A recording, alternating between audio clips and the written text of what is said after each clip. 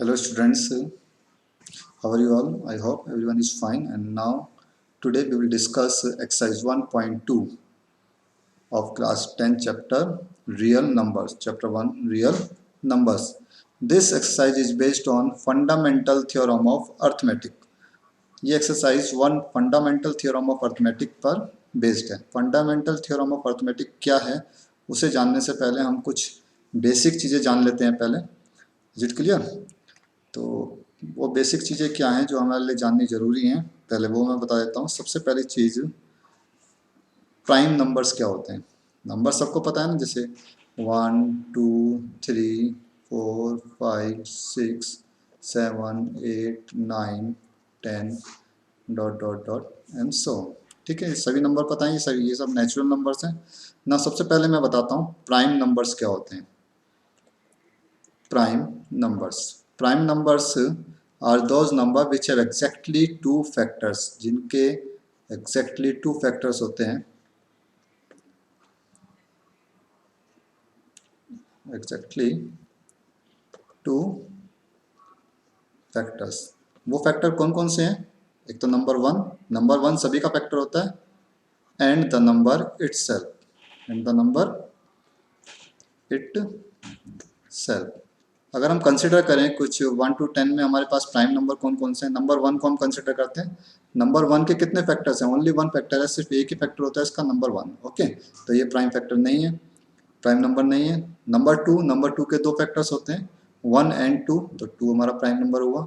Three के भी दो फैक्टर्स होते हैं, 3 1 से भी डिवाइड हो जाएगा, 3 से भी डिवाइड होगा, और किसी नंबर से डिवाइड नहीं होता, therefore 3 is also a prime number. Number 4, this is not a prime number since it has 3 factors, number 1, number 2 and number 4। ये 3 नंबर से डिवाइड हो जाता है, 1 से, 2 से एंड 4 से, तो 4 हमारा प्राइम नंबर नहीं है।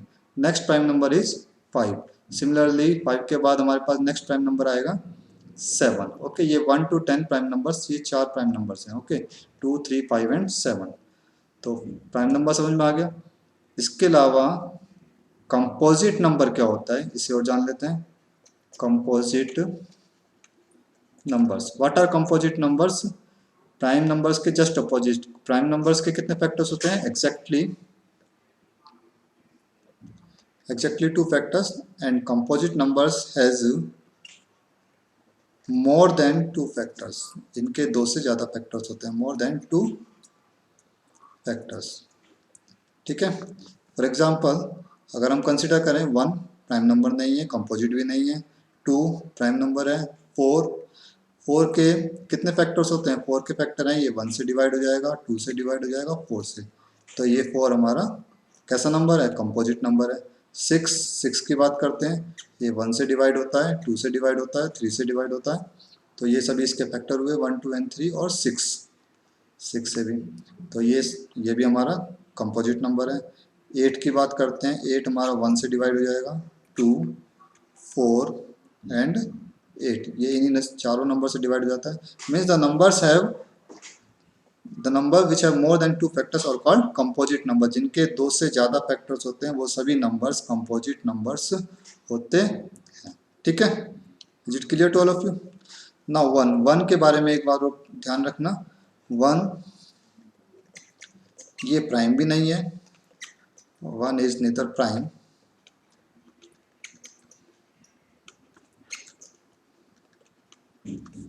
नॉर कंपोजिट, ये प्राइम नंबर भी नहीं होता, कंपोजिट नंबर भी नहीं होता। ठीक है, बट एवरी नंबर या 1 is the only number, 1 is the factor of every number। 1 सभी नंबर्स का फैक्टर होता है, ये चीज़ हमें याद रखनी है। और 1 प्राइम नंबर भी नहीं है, कंपोजिट नंबर भी नहीं है, ये भी हमें याद रखना है। Is it clear? अब सभी को एचसीएफ एलसीएम फाइंड करना आता है। कैसे एचसीएफ एलसीएम फाइंड करते हैं, उससे पहले हम सीखते हैं फंडामेंटल थ्योरम क्या है, फंडामेंटल थ्योरम ऑफ अर्थमेटिक क्या कहती है।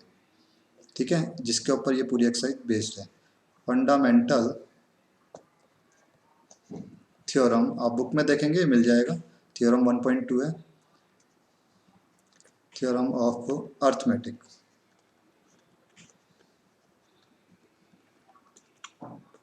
फंडामेंटल थ्योरम ऑफ अर्थमेटिक क्या कहता है? It states that every composite number,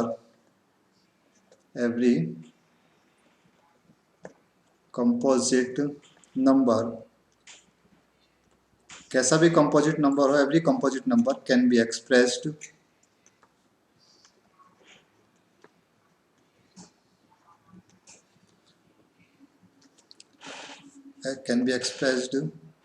as a product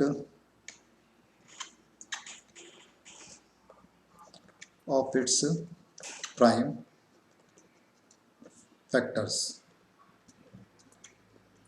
पहले यहाँ तक समझ लेते हैं, इसका मतलब क्या है? Every composite number can be expressed as the sum of its prime factors. कोई भी कंपोजिट नंबर जो है उसको हम ब्रेक कर सकते हैं उसके प्राइम फैक्टर्स की फॉर्म में, ठीक है। मीन्स उसको प्राइम फैक्टर्स की प्रोडक्ट के फॉर्म में डिनोट किया जा सकता है। एंड दिस फैक्टराइजेशन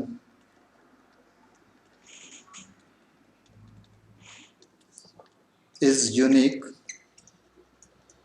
ये फैक्टराइजेशन कैसा होता है? यूनिक है, ठीक है। मीन्स इसमें कोई चेंज नहीं होता। अपार्ट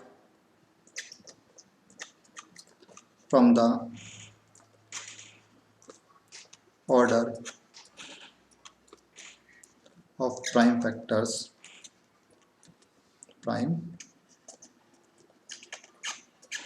occur, ठीक है। Apart from the order of prime factors means ये फैक्टराइजेशन बिल्कुल यूनिक होता है। प्राइम फैक्टर्स का ऑर्डर चाहे कुछ भी हो उस प्रोडक्ट के अंदर, ये इसके ऊपर डिपेंड नहीं करता। प्राइम फैक्टराइजेशन यूनिक होगा, ठीक है। अब इसे एक एग्जांपल से समझते हैं। एग्जांपल क्या है? चलो एक बार एग्जांपल देख लेते हैं। Suppose we have a numbers, हम एक नंबर कंसिडर करते हैं। सपोज वी हैव नंबर 72 हमने एक नंबर लिया और 72 के हम प्राइम फैक्टराइजेशन यहाँ पे करके देखते हैं। 2 से डिवाइड हो जाएगा, 2 से जब हम इसे कैंसिल करेंगे कितना आएगा? 36। अगेन 2 से डिवाइड करते हैं, कितना आया? 18। वंस अगेन 2 से डिवाइड हो रहा है, कितना आया? 9। 3, फिर 3 से डिवाइड होता है 1। तो ये हमारे पास प्राइम फैक्टराइजेशन आया इसका 2 into 2 into 2 into 3 into 3। Okay, एक बार फिर से हम इसी नंबर को लेते हैं, लेकिन इस बार हम डिवाइड करते हैं पहले से, सपोज करते हैं 2 से करते हैं। चलो 36 आता है, फिर 3 से करते हैं 12 आया।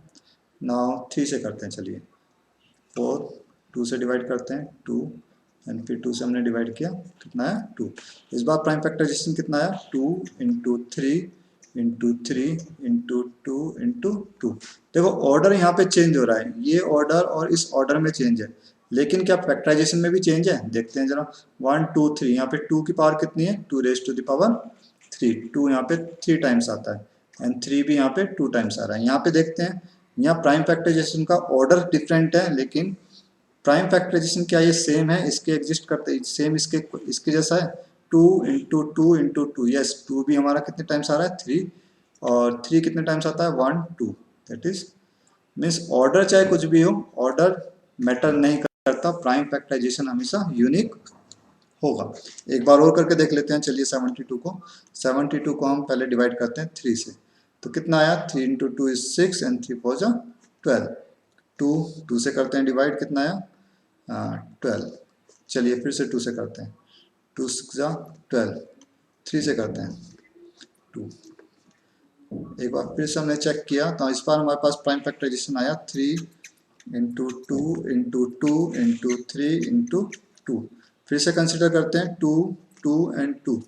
How many times 2 does occurs? 3 times and obviously 3 occurs 2 times. तो यहाँ पे भी प्राइम फैक्टराइजेशन सेम है जैसा हमने पहले किया था, लेकिन ऑर्डर चेंज है। सिर्फ यहाँ पे ऑर्डर मैंने हर बार चेंज बनाया है यहाँ पे, ठीक है। तो मीन्स प्राइम फैक्टराइजेशन है, फंडामेंटल थ्योरम ऑफ अर्थमेटिक क्या कहते हैं कि जो प्राइम फैक्टराइजेशन है उसका ऑर्डर कुछ भी हो, इट डजेंट मैटर, ठीक है। बट प्राइम फैक्टराइजेशन जो होगा वो यूनिक होगा, ठीक है। प्राइम फैक्टर्स का ऑर्डर कुछ भी हो, इट डजेंट मैटर, ये मैटर नहीं करता। Is it clear to all of you? Now HCF क्या होता है? एक बार एचसीएफ के बारे में बता देता हूँ। HCF of numbers can be calculated by taking the common factors, ठीक है। It is the highest common factor, highest common factor, ठीक है। एंड एलसीएम क्या होता है?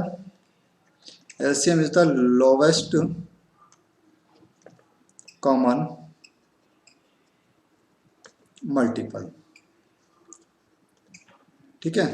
क्वेश्चन में जब भी हम कॉमन फैक्टर्स की बात करेंगे, सिर्फ कॉमन फैक्टर्स हमें देखने हैं, ठीक है, ओनली कॉमन फैक्टर्स, तो वो जो निकल के आएगा वो हमेशा एचसीएफ होगा। एलसीएम क्या होगा? Common multiples. Is it clear? ठीक है। एलसीएम निकालने के हमारे पास बहुत सारे तरीके हैं, हमने सीखे थे। आप suppose we have two numbers, हम दोनों नंबर्स को साथ साथ ले लेंगे। सपोज 22 एंड 15 दो नंबर्स हैं, इनका एलसीएम फाइंड करना है, इस तरीके से हम फाइंड करते हैं।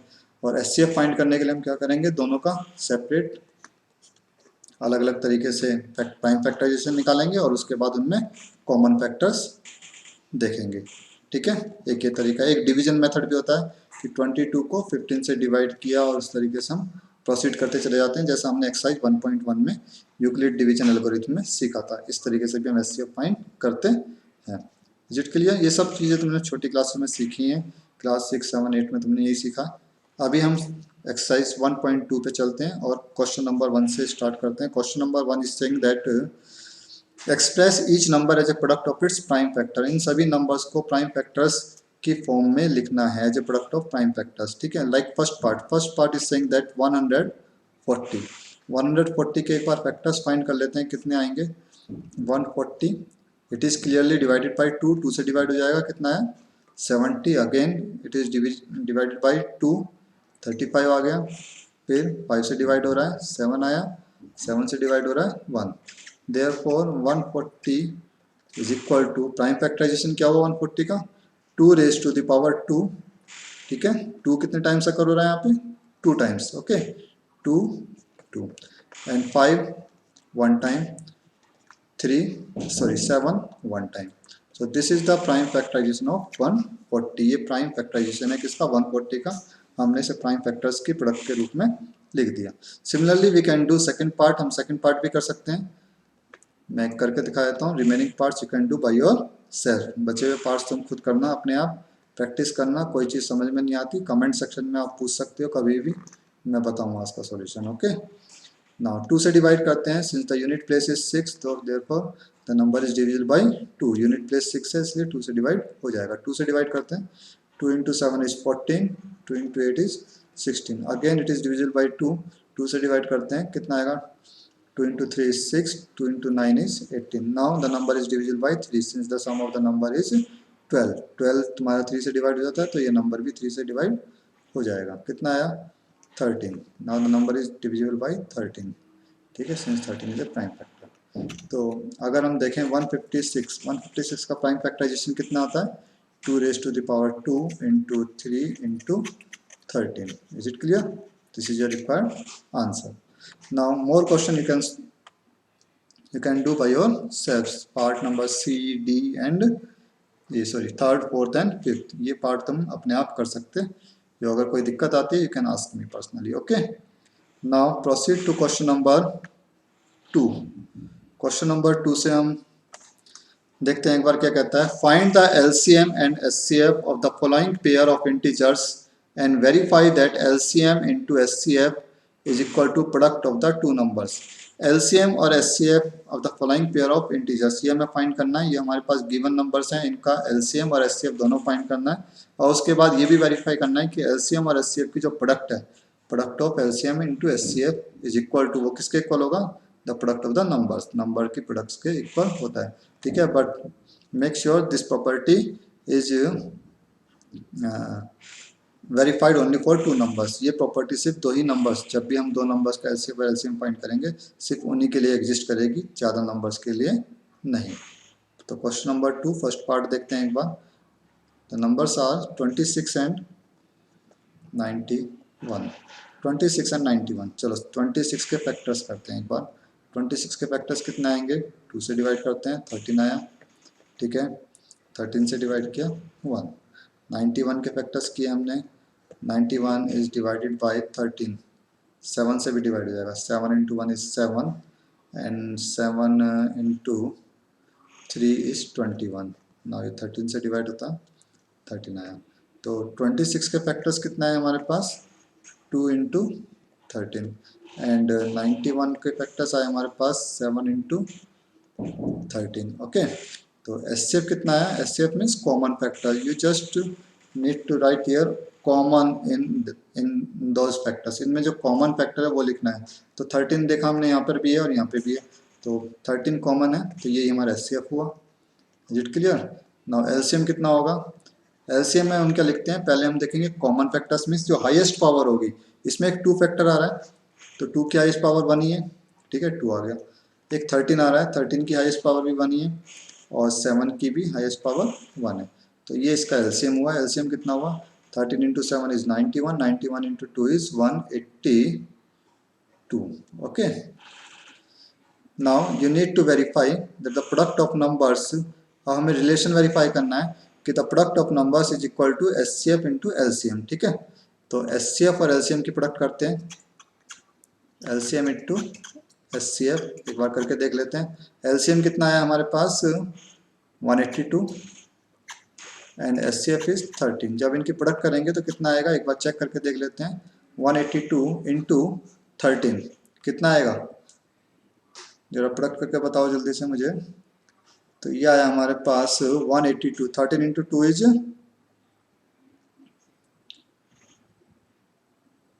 13 into 2 is 26, 182 into 13 that is 2366, ये आता है हमारा 2366 and the product of the numbers, product of numbers, numbers की प्रोडक्ट करके देखते हैं। नंबर्स क्या थे हमारे पास 26 इंटू 91, इनकी प्रोडक्ट जब तुम करोगे तब ये भी कितना आएगा 2366। Since the SCF into LCM is equal to the product of numbers, hence the result verified. ठीक है, hence we can say that LCM into SCF is equal to product of numbers. Is it clear to all of you? Similarly you can do rest of the parts, second and third। चलो second part एक बार try करके देखते हैं कितना आता है। Second part एक बार करके देख लेते हैं जल्दी से। तो सेकंड पार्ट कितना है हमारा 510 एंड 92।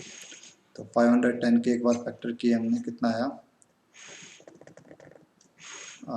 2 से डिवाइड होगा, 2 into 2 is 4, 2 into 5 is 10, 2 into 5 is 10, 5 से डिवाइड हो रहा है, 5 इंटू 5 इज 25, 5 इंटू 1 इज 5। ठीक है, 51 कितने से डिवाइड होगा 3 से डिवाइड हो जाएगा, है ना। 3 into 1 is 3 and 3 into 7 is 21, ये 17 से डिवाइड हो गया। ओके, 92 के फैक्टर्स करके देखते हैं एक बार। 92 का फैक्टर्स आया हमारा 2 से डिवाइड होता है, 4 इंटू 6, अगेन 2 से डिवाइड हो रहा है 23, नाउ 23 से डिवाइड होगा। तो हमने यहाँ पे देखा एचसीएफ और एलसीएम कितना आया इनका, यहाँ पे निकाल देते हैं। तो 510 के फैक्टर्स आए हमारे पास 2 इंटू 5 इंटू 3 इंटू 17। सिमिलरली 92 का फैक्टर्स हमारे पास आए 2 raise to the power 2 into 23। तो एचसीएफ कितना आया इनका, एचसीएफ में सबसे पहले देखते हैं मिनिमम पावर, 2 कॉमन है और 2 की मिनिमम पावर कितनी है 2, only 1। Okay, any other number, और कोई कॉमन है, कोई कॉमन नहीं है, तो मीन्स सिर्फ 2 ही इसका एचसीएफ होगा। Is it clear? Now LCM find करते हैं। एलसीएम कितना आएगा, एलसीएम आया हाईएस्ट पावर, 2 का हाईएस्ट पावर कितना है 2। ठीक है, एक 3 आ रहा है इसमें, एक 5 आ गया, एक 17 है और एक 23। इनकी प्रोडक्ट करके देखते हैं जल्दी से कितना आता है। तो कितना आएगा, प्रोडक्ट करके हमने जब देखा तो यह है हमारे पास 4 into 3 into 5 into 17 into 23, that is 24,460, 23,000 sorry 23,460. Now you need to check whether the statement LCM into SCF is equal to the product of the numbers. क्या ये स्टेटमेंट सही है, इसे अप्लाई होता है यहाँ पे, जरा देखते हैं। तो सबसे पहले हम LCM और SCF की प्रोडक्ट करते हैं। LCM और SCF कितना आएगा? SCF हमारे पास है 2 और LCM हमारे पास 23,460। इसको जब हमने मल्टीप्लाई किया 2 से, तो ये हमारे पास आया 2 से मल्टीप्लाई होकर कितना, इंटू 2, तो ये आता है तुम्हारा 46,920। And the product of the numbers, numbers की जब प्रोडक्ट करेंगे तो ये आएगा 510 इंटू 92। जब इनकी हम प्रोडक्ट करके देखते हैं 510 इंटू 92, तो ये भी हमारे पास आता है 46,920। Is it clear? Since the product of LCM and SCF is equal to the product of number, hence the result verified. Therefore, since LCM into SCF is equal to product of numbers, hence the result verified. Result जो है verify होता है. Is it clear to all of you? And the third part you can do by yourself. Third part को अपने आप try करके देखना, कुछ चीज़ समझ में नहीं आती तो आप मेरे से पूछ सकते हो, you can ask me. Find the LCM and SCF of the following numbers integers by applying the prime factorization method. Prime factorization method का यूज करके हमें LCM और SCF फाइंड करना है। तो एक बार हम जल्दी से इसका फर्स्ट पार्ट देख लेते हैं। First part is 12, 15 and 21। 12 के फैक्टर्स करते हैं। 12 के फैक्टर्स आएंगे हमारे 6 एंड ओके। 15 का फैक्टर्स करके देख लेते हैं एक बार, 3 एंड 5 ओके। 21 के फैक्टर्स हमारे पास आए 3 एंड 7 ओके। तो देयरफॉर 12 के प्राइम फैक्टर्स आए हमारे पास 2 raise to the power 2 into 3। 15 के फैक्टर्स आए हमारे पास 3 इंटू 5 एंड 21 के फैक्टर्स आए हमारे पास 3 इंटू 7 ओके। सबसे पहले हम निकालते हैं SCF। SCF कितना होगा? चलो देखो, SCF वो फैक्टर जो तीनों में आ रहा हो, तो ऐसा फैक्टर मुझे दिखाई दे रहा है 3, यहाँ पर भी है और यहाँ पर भी है, तीनों में आता है, तो मीन्स 3 इसका SCF हुआ। It clear? SCF आ गया। और अब हमें फाइंड करना है यहाँ पे इनका LCM। LCM के लिए हम क्या देखेंगे? Highest power. 2 एक फैक्टर है, लेकिन 2 की हाईएस्ट पावर कितनी है? 2। ठीक है। 3 भी एक फैक्टर है, 3 की हाईएस्ट पावर कितनी है? 1। और 5 भी फैक्टर है, उसकी भी हाईएस्ट पावर 1 है। 7 की भी हाईएस्ट पावर 1 है। तो कितना है? 4 into 3 into 5 into 7। 4 into 5 is 20 and 3 into 7 is 21। Multiply करके आ गया 420। This is your required answer. Is it clear to all of you? Similarly you can do second part and third part. Second और third part तुम खुद करके देख सकते हो। ठीक है। Now we will proceed to question number 4. Question number 4 में चलते हैं एक बार। Given that SCF of 360 and 657, कह रहा है कि हमारे पास दो नंबर्स की का SCF हमें यहाँ पे दिया है। SCF कितना दिया है? SCF of numbers 306 and 657, इनका SCF हमारे पास है 9 and find the LCM of these numbers. इनका LCM फाइंड करना है। तो हमारे पास अभी हमने एक स्टेटमेंट पढ़ा था, LCM multiply SCF is equal to product of numbers. ठीक है। हमें क्या फाइंड करना है यहाँ पे? LCM। तो LCM का फार्मूला क्या होगा? LCM का फार्मूला होगा प्रोडक्ट ऑफ नंबर्स, नंबर्स की प्रोडक्ट करेंगे, first number into second number upon SCF। SCF से डिवाइड कर देंगे। तो हमारे पास नंबर्स क्या क्या हैं? 306 इंटू 657 ओके, डिवाइडेड बाय 9। 9 से जब डिवाइड करेंगे तो कितना आएगा? देखते हैं। 9 हमारा 3 से डिवाइड हो जाता है। ऐसा कौन सा नंबर है ऊपर जो 3 से डिवाइड होता है? 306। तो 9 से मैं क्लियरली डिवाइड कर रहा हूँ।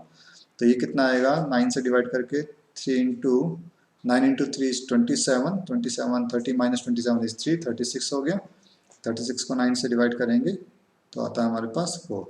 तो ये आया हमारे पास 34 इंटू 657, दोनों की प्रोडक्ट कर लो, हमारे पास तुम्हें आंसर मिल जाएगा। तो कितना आएगा आंसर एक बार देख लेते हैं इसका। 34 इंटू 657, दोनों की प्रोडक्ट करके हमारे पास आंसर आता है 22,338। ठीक है, ये हमारा आंसर हुआ, यानी कि जो एलसीएम हुआ वो इन दोनों नंबर्स का कितना हुआ 22,338। This is your required answer. Is it clear to all of you? Now proceed to question number 5। Question number 5 की तरफ प्रोसीड करते हैं एक बार। Check whether 6 to the power n can end with the digit 0 for any natural number n। इसमें कह रहा है क्वेश्चन में कि क्या 6 to the power n, sorry question number 5, 6 to the power n, क्या ये इसके यूनिट प्लेस पे कभी 0 आएगा? ठीक, तो पहले हम चेक करते हैं प्राइम फैक्टराइजेशन क्या है 6 का। तो प्राइम फैक्टराइजेशन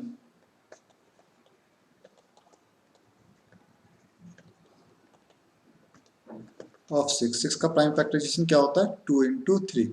किसी भी नंबर के यूनिट प्लेस पे 0 बनाने के लिए वो 10 का मल्टीपल होना जरूरी है। 10 का मल्टीपल का मतलब है कि उसमें फैक्टर होने चाहिए 2 एंड 5। 10 के फैक्टर्स क्या होते हैं 2 एंड 5, मीन्स 2 और एक 5 जरूर होना चाहिए, तभी उसका यूनिट प्लेस 0 बनेगा। लेकिन इसका प्राइम फैक्टराइजेशन देखते हैं, इसमें 2 तो आता है लेकिन 5 नहीं आ रहा कहीं पे भी।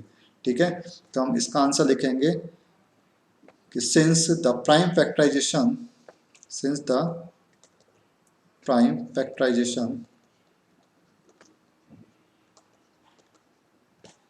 of 6 does not contain 5 as a factor, इसके प्राइम फैक्टर जिसमें 5 नहीं आता फैक्टर के रूप में, hence 6 to the power n can never end with 0। तो इसके जो यूनिट प्लेस पे कभी भी 0 नहीं आएगा, चाहे पावर कितनी भी हो। ठीक है, तुम चेक भी करके देख सकते हो। 6 टू द पावर 1 करोगे 6, 6 टू द पावर 2 करोगे 36, 6 टू द पावर 3 करोगे 216, ठीक है, एंड सो ऑन। लेकिन कभी भी इसके यूनिट प्लेस पे 0 नहीं आएगा। ये ध्यान रखना हमेशा, किसी भी यूनिट प्लेस पे 0 बनाने के लिए वो 10 का मल्टीपल होना जरूरी है, और 10 के फैक्टर्स होते हैं हमारे पास 2 इंटू 5 प्राइम फैक्टर्स। तो उसका प्राइम फैक्टर्स में 2 और 5 का होना बहुत ही ज़्यादा ज़रूरी है। ठीक है, तो यहाँ पे अगर हमारे पास एक 5 और आ जाता कहीं पे, कैसे भी 5 आ जाता, तो ये हमारे पास इसका जो 6 टू द पावर n वो हमेशा 5 से डिवाइड हो जाता, लेकिन ऐसा पॉसिबल नहीं है इस केस में। Okay, now proceed to question number 6 question देखते हैं एक बार। Question number 6 is saying that explain why 7 into 11 into 13 plus 13 and 7 into 6 into 5 into 4 into 3 into 2 into 1 plus 5 are composite number. हमें एक्सप्लेन करना है कि ये कंपोजिट नंबर्स हैं, लेकिन क्यों है एक्सप्लेन करना है।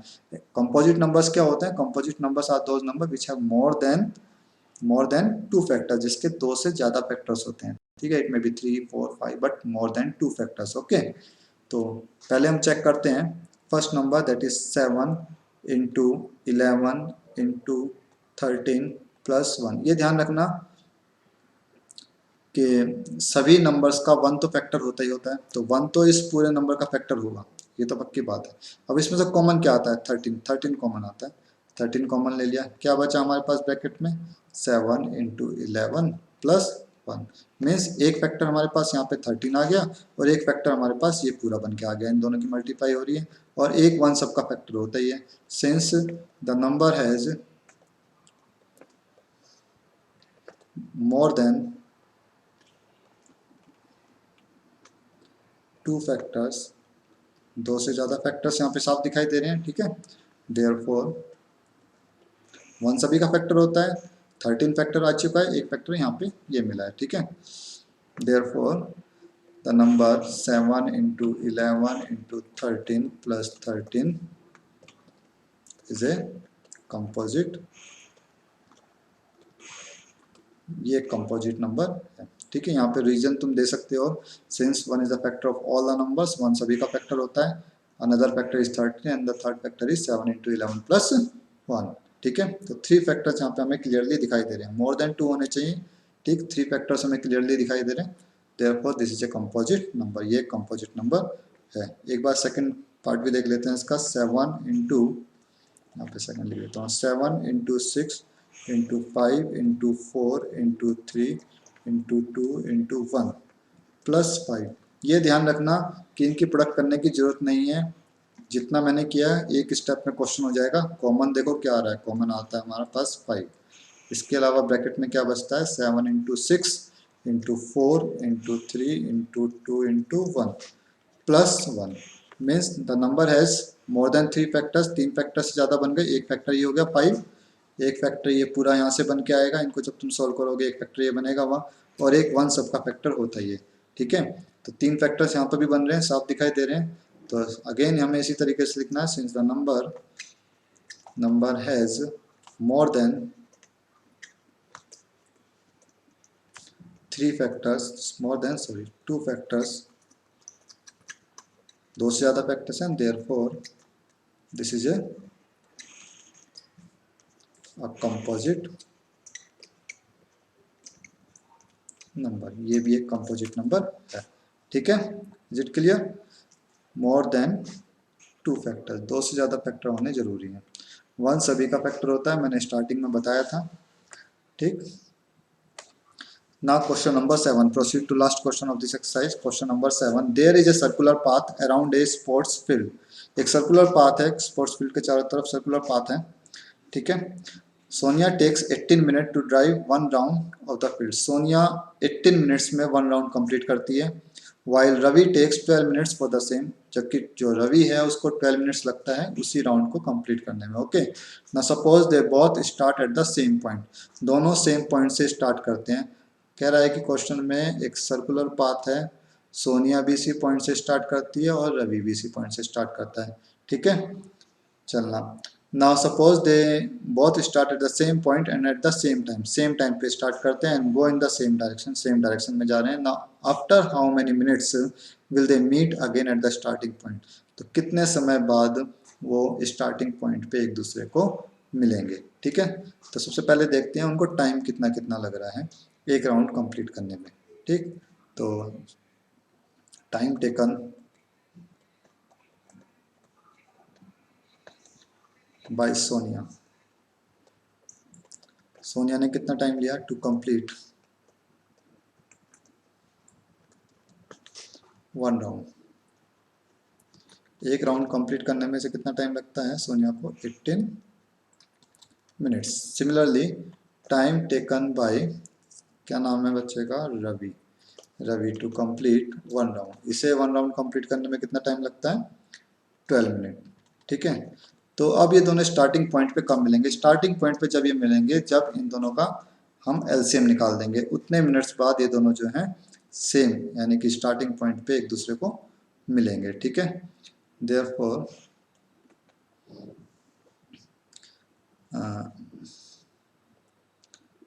एलसीएम फाइंड करते हैं इनका, एलसीएम ऑफ 18 एंड 12 कितना आएगा, यहाँ पे एलसीएम फाइंड करके देख लेते हैं।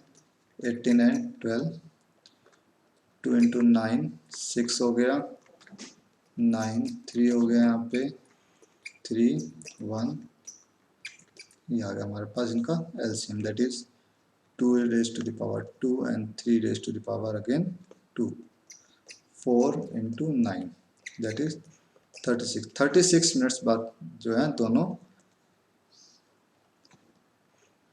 सेम स्टार्टिंग पॉइंट पे मिलेंगे। Therefore Sonia and Ravi will meet at starting point